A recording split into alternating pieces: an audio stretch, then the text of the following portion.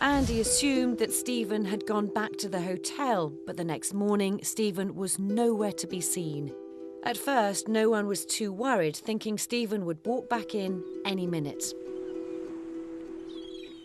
Then it comes to sort of mid-afternoon, 3 o'clock.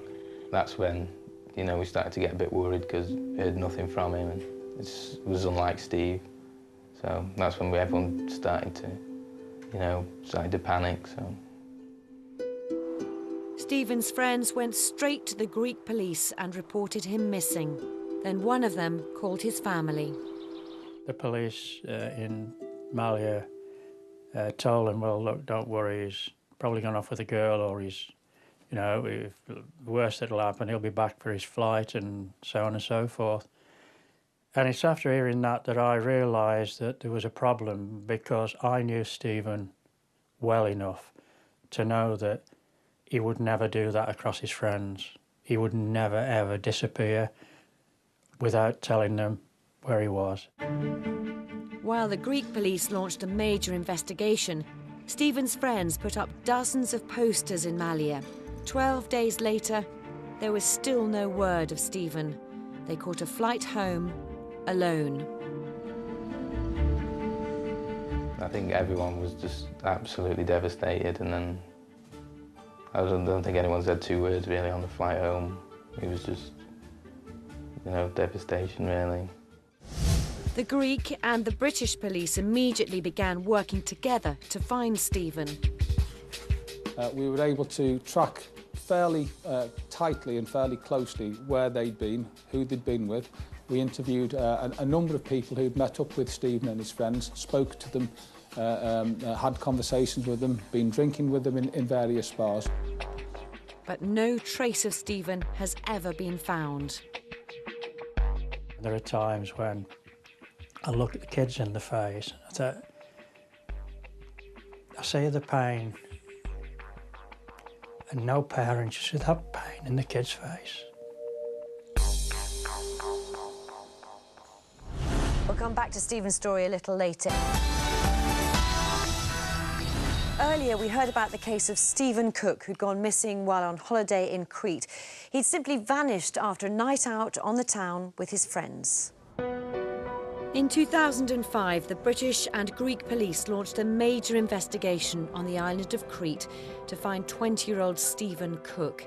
His family joined the search too, returning to the island several times, but Stephen had simply vanished without a trace. Nearly 6 years on, his family refused to give up hope.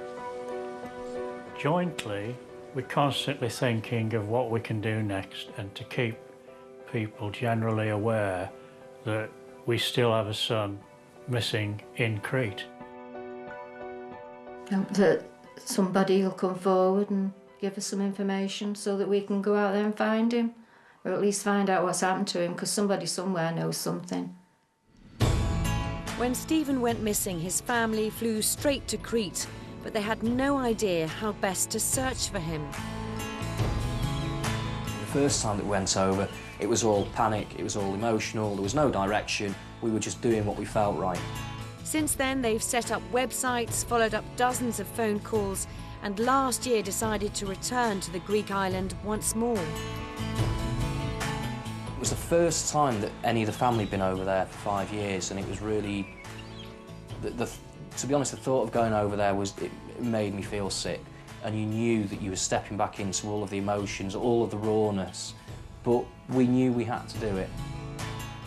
Having faced up to it and gone over there and made so many connections with so many people, the support that they've given us, which has been overwhelming, you know, and they've been doing stuff whilst we've been back here, for us to feel like there's some momentum behind Steve's case, that there are people that care over there that are doing stuff for us, is massively reassuring, and it's really given us so much more impetus and drive to carry on that.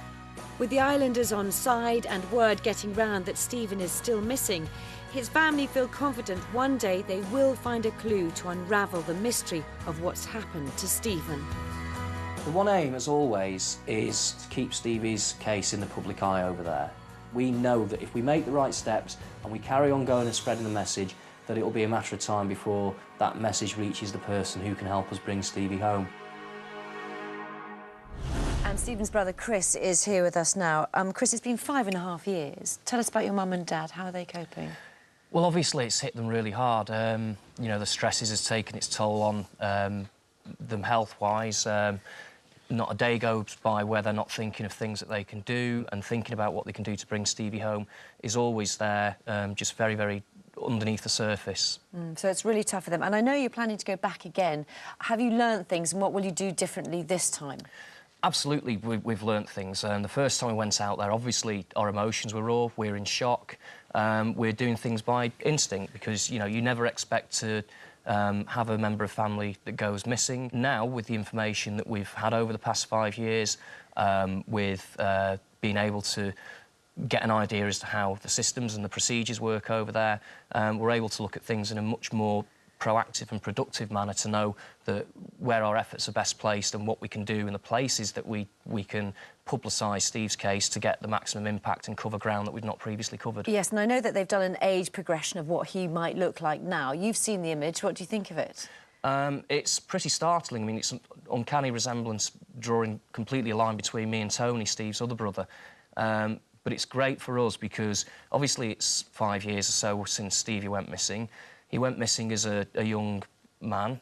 Now he's very much a man, and it gives us an idea of who we're looking for and if there are people out there that can help, who they can help us to look for. And, you know, we just want that one sighting, the one person to go and approach Stevie to, you know, let him know that we're concerned for him and, you know, to get in touch with the authorities. Well, listen, lots of luck with that. Oh, of course, it's a place people go on holiday as well. So if anybody can help, if you know anything about where he might be, please call Missing People on 0500 700 700.